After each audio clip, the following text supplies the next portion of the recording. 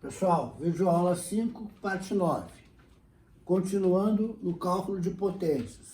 Já calculamos a potência média ativa útil real P, a potência reativa Q, e agora, finalizando, vamos calcular a potência total, a potência aparente S.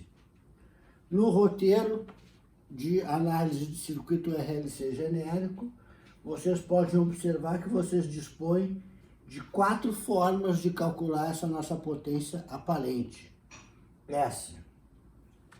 Uma primeira expressão, a expressão do quadrado da corrente, multiplicado pelo valor da nossa impedância Z. Uma segunda expressão, o quadrado da tensão, dividido pela nossa impedância complexa Z. Uma terceira expressão, a expressão produto fasor tensão, fasor corrente conjugado. E uma quarta e última expressão que aplica o teorema de Pitágoras, né? A composição do triângulo de potências, S é a hipotenusa, P o cateto adjacente, Q o cateto oposto, e o ângulo da nossa potência aparente, aquele ângulo que surge sempre 3 vezes no circuito, né? Ele aparece lá no triângulo da impedância, aparece aqui no triângulo da potência com o mesmo sinal e aparece no fasor corrente com o sinal invertido, né? Então, aqui é aquela relação da tangente. O cateto oposto, potência reativa, o cateto adjacente, potência ativa. O quociente dos dois resulta na tangente do ângulo. Quando a gente aplica a tangente na menos 1, então, a função inversa, nós temos o valor do ângulo, correto? Então, temos a oportunidade de aplicar pelo menos 2 vezes este cálculo para a gente poder encerrar a análise do circuito com a certeza de que a análise está perfeitamente calculada, está correta. A primeira expressão, quadrado da corrente vezes o valor da nossa impedância complexa Z. Por que a gente vai utilizar aqui a impedância complexa Z? No cálculo da potência ativa, média, útil ou real P, nós utilizamos o quadrado da corrente vezes o valor da resistência R. Por quê? O elemento de circuito responsável pela potência média, ativa, útil ou real P é o resistor. Quando calculamos potência reativa Q, nós utilizamos o quadrado da corrente vezes o valor da reatância X, seja ela indutiva ou capacitiva. Por quê? Porque o elemento de circuito responsável pela potência reativa é um elemento reativo indutor ou elemento reativo capacitor. Agora, no cálculo da potência aparente S, a potência aparente S é a potência total. Ela resulta da composição das 2 demais potências parciais, a ativa e a reativa. Logo, ela não é uma potência que está associada unicamente a um elemento de circuito, mas sim ao equivalente, ao total da composição de todos os elementos do circuito. Daí, então, utilizar sempre a impedância Z no cálculo, porque a impedância Z é a impedância total, é a propriedade de oposição total, resultante, equivalente de todos os elementos do circuito. Na primeira expressão, quadrado da corrente vezes a impedância complexa Z, nós temos 11 amperes ao quadrado multiplicado por 20 ohms, vai resultar em 2.420 volt-ampere.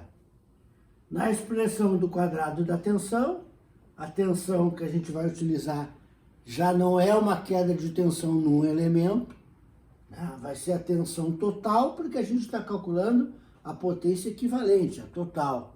Então, nós não vamos utilizar somente a queda no resistor ou somente a queda no elemento reativo. Não, vamos utilizar a tensão da fonte, a tensão total que está sendo aplicada no equivalente, no total, na nossa impedância complexa Z. Então, 220 volts ao quadrado por 20 ohms resulta nos mesmos 2.420 volt-ampere. A terceira expressão, o produto dos fasores tensão corrente, conjugado, essa terceira expressão, ela nos fornece no seu cálculo o ângulo da potência aparente, né? Ângulo esse cuja expectativa que nós temos é de resultar num valor absolutamente idêntico ao da nossa impedância complexa Z. A nossa impedância complexa Z, nós já vimos, tem um ângulo de 36,87 graus positivo, ângulo que deve ser reproduzido aqui no cálculo da nossa potência aparente S. Então vejamos, fasor tensão 220 volts, ângulo de 0 grau. A tensão é a nossa grandeza referencial, então ela recebe o ângulo de 0 grau.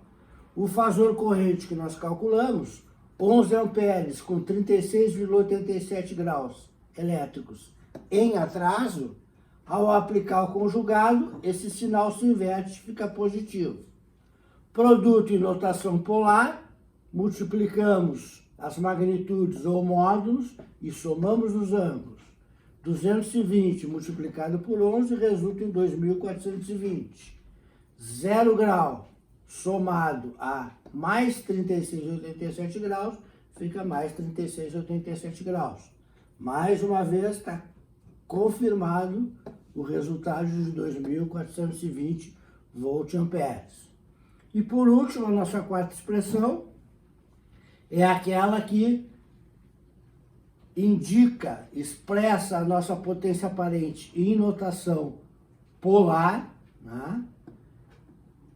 Tem uma magnitude ou módulo resultante da aplicação do teorema de Pitágoras, a raiz quadrada da soma do quadrado dos dois catetos do triângulo de potência, a nossa potência ativa e a nossa potência reativa, e o ângulo é aquele ângulo cuja tangente resulta do quociente do cateto oposto pelo cateto adjacente, da nossa potência reativa pela nossa potência ativa, componente imaginária pela componente real. Fazendo o cálculo, nós havíamos obtido um resultado de potência média ativa útil ou real de 1.936 watts, elevamos esse valor ao quadrado, e somamos com o quadrado da nossa potência reativa, obtida por último, que foi de 1.452 volt-ampere reativo.